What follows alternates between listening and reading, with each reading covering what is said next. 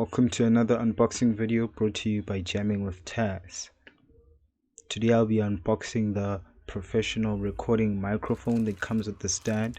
Inside the box, the first thing I come across is a 50 Rand off voucher from one day only for my next purchase. To stand a chance to win this voucher, like, subscribe and comment Jamming with Taz. Inside the audio box is the actual box of the professional recording microphone with stand. Let's attempt to open this with one hand due to the fact that I'm my own videographer.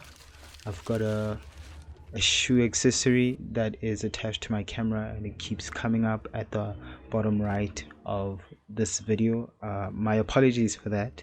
And presented in front of me is the pop filter and the Chinese manual. This is the microphone. I got the silver one. I didn't have the luxury to choose the gold plated one. The selection was at random. Then this is the mic filter thingy to block out your P's and B's. Don't judge me if that's not what it really is called. Then this is the XLR to the 3.5 jack melee cable. Then that's the aluminium adjustable stand for the mic. This is the 3D sound card with the audio and mic jack, which I happened to break before setting up the entire mic due to its poor durability. The USB is hard to remove from the USB port and I was at war with it, and unfortunately that's how it broke.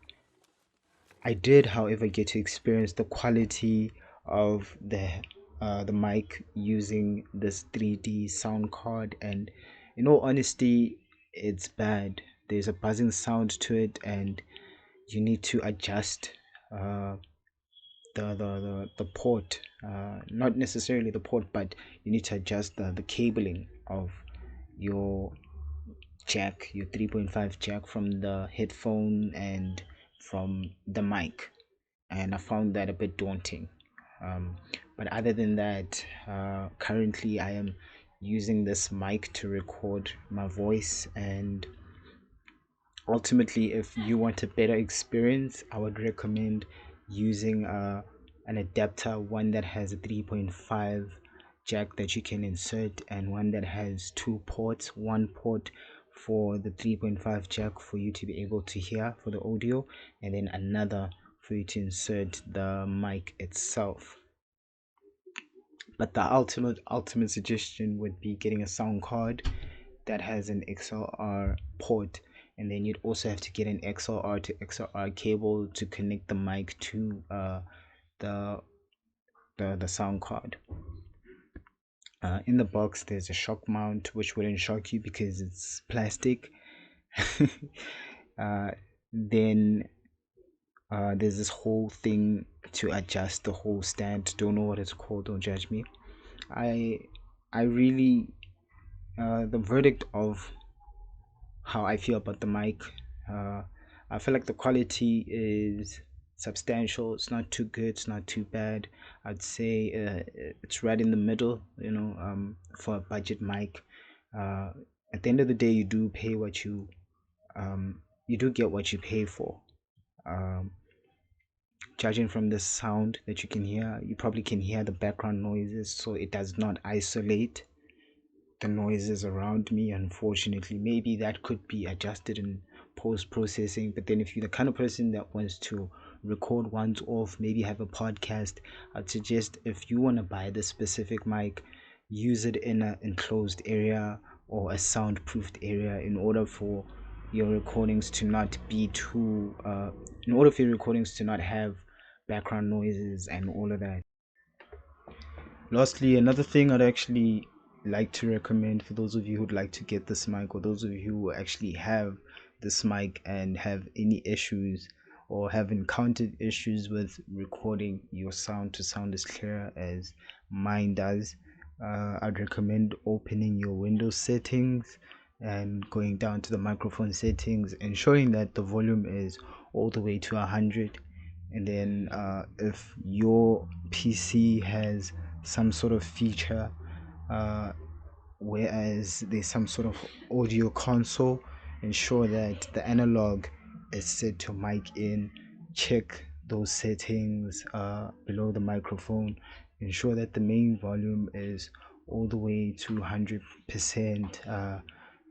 Switch on the noise suppression to reduce ambient stationary noises such as the fan, um, and then switch on the AAC to remove the acoustic echo.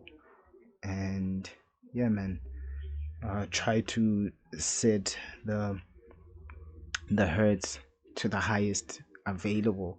The highest available for me is 48,000 hertz by 16 bits. I don't fully understand what that is, but I'm pretty sure it would help making the sound actually louder than it would be by default.